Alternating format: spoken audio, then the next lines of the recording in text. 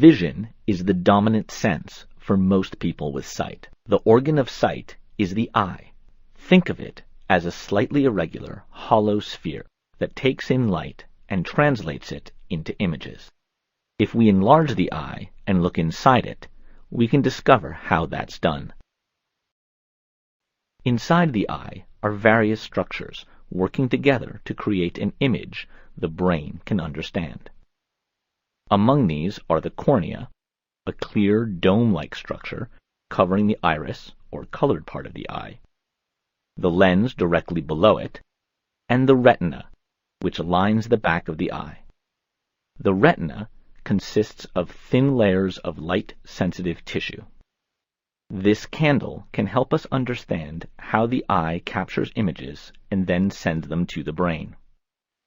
First, the candlelight passes through the cornea. As it does, it's bent or refracted onto the lens. As the light passes through the lens, it's bent a second time. Finally, it arrives at the retina, where an image is formed.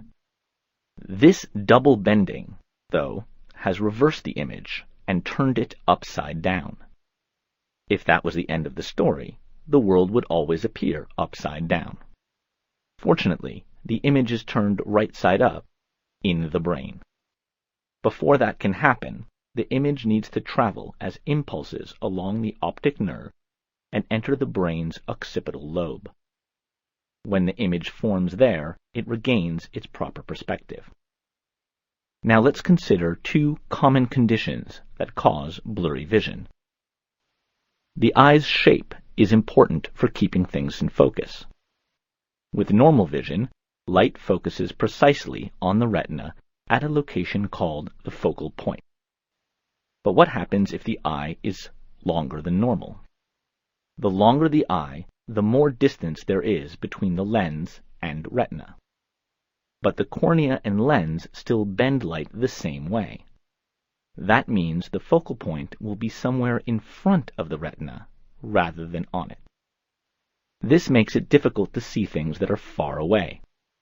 A person with a long eye is said to be nearsighted. Glasses with concave lenses can correct nearsightedness. The lens widens the plane of light coming through the cornea. That pushes the focal point back onto the retina. Farsightedness is just the opposite. The eye's length is too short. When that happens, the focal point is behind the retina, so it's difficult to see things that are up close. Glasses with convex lenses narrow the plane of light. Narrowing the light passing through the cornea moves the focal point back onto the retina and can correct farsightedness.